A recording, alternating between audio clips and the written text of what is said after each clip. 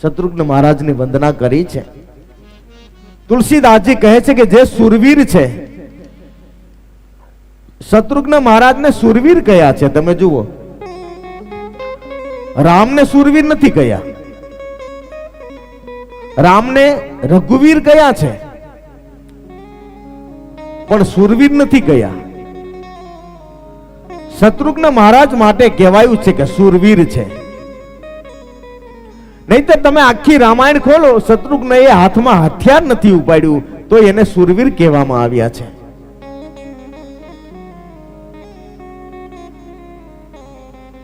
તો કેમ સુરવીર કયા તુલસીદાસજીએ?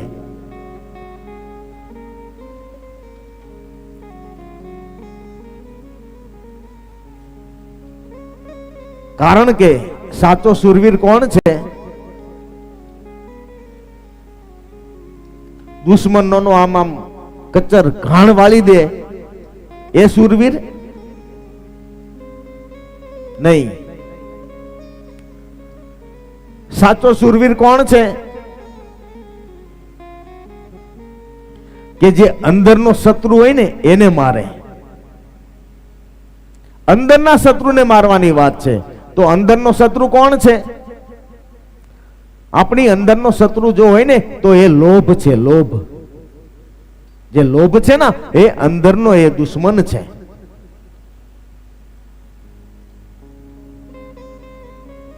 લોભને મારે ને એ સાચો શત્રુઘ્ન.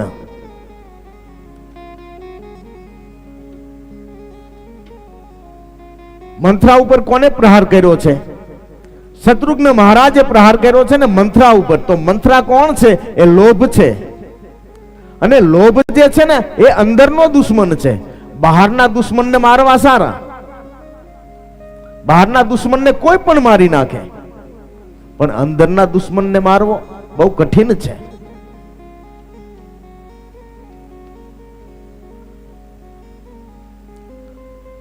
રામે તમે જુઓ તાડકાને મારી, પણ તાડકા જે છે ને એ બહારની દુશ્મન છે, બહારનું. લક્ષ્મણજીએ શૂર્પણખાના નાક કાન કાપ્યા, પણ શૂર્પણખા કોણ છે? બહારનો દુશ્મન છે. મંથરા અંદરનો દુશ્મન છે.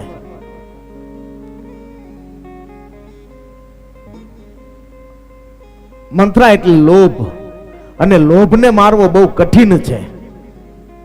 છે ને કઠિન. લોભ મરી જાય ને તો આપણે સાચા શત્રુઘ્ન બની જઈએ.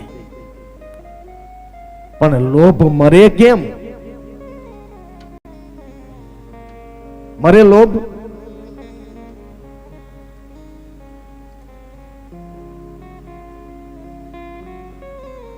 લોભ નથી મરતો બાપ.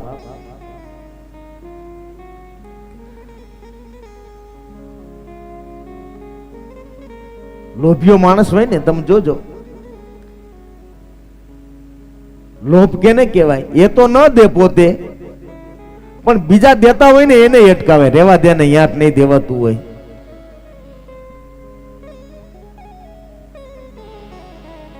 ત્યાં ન દેવાય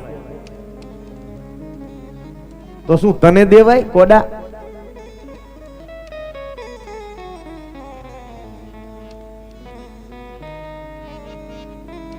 ત્યાં ન દેવાય તો બીજે ઉઘરાણું કરી આવશે. લે એલા તારે દેવું હોય તો દે, બીજાને શું કામ તું અટકાવે છે?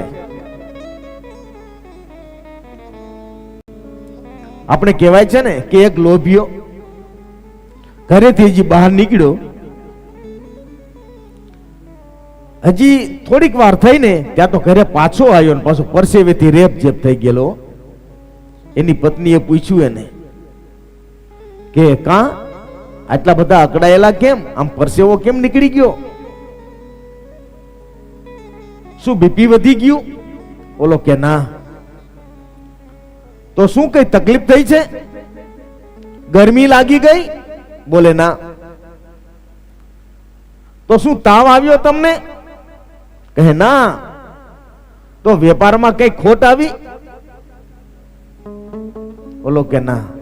તો શું તમારું ખિસ્સું કપાઈ ગયું? ઓલો કે ના, પણ તો તમને શું થયું એ તો કયો. આટલા બધા તમે અકળાવ છો કેમ? કે કોઈને તમે રૂપિયો દાનમાં દઈ દીધો? એને ખબર હોય ને એની બાયડીને. કોઈને તમે કઈ દાન કરીને આયા? ઓલો કે ના.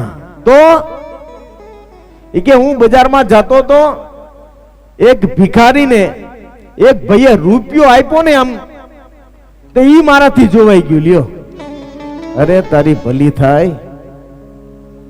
હવે બીજા આપે અને આનાથી જોવાઈ જાય, જો એને પરસેવો વળી જતો હોય તો એ પોતે શું દેવાનો છે? એટલે આટલો બધો લોભ નહીં સારો. હું તો એમ કઉ છું, જ્યાં દેવા જેવું હોય ને ત્યાં તમે દઈ દેજો બાપ.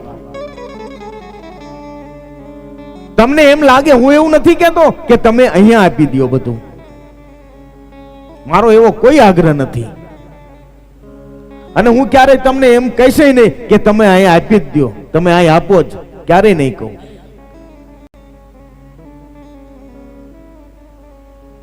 એ તો તમારા હૃદયમાં ભગવાન બોલાવે ને કે અહીંયા દીધા જેવું છે તો આપજો, નહીતર નહીં.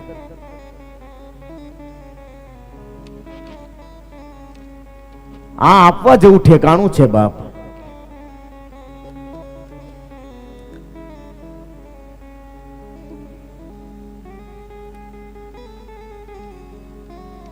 બાપ,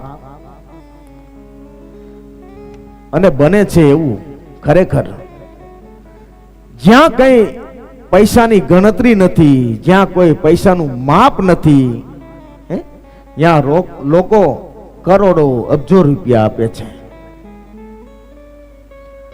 આપણે એવું નથી કહેતા કે ત્યાં ન આપશો, પણ બીજે પણ ક્યારેક ડોક્યું કરતા રહેજો હો.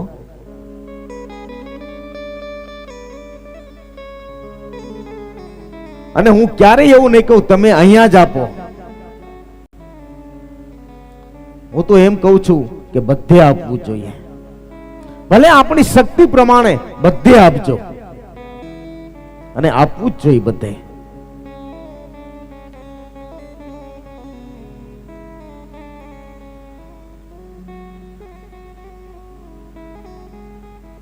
લોભને મારી નાખજો બાપ. આપણી જેટલી શક્તિ હોય એટલું જ આપવાનું પાછું હો. હા,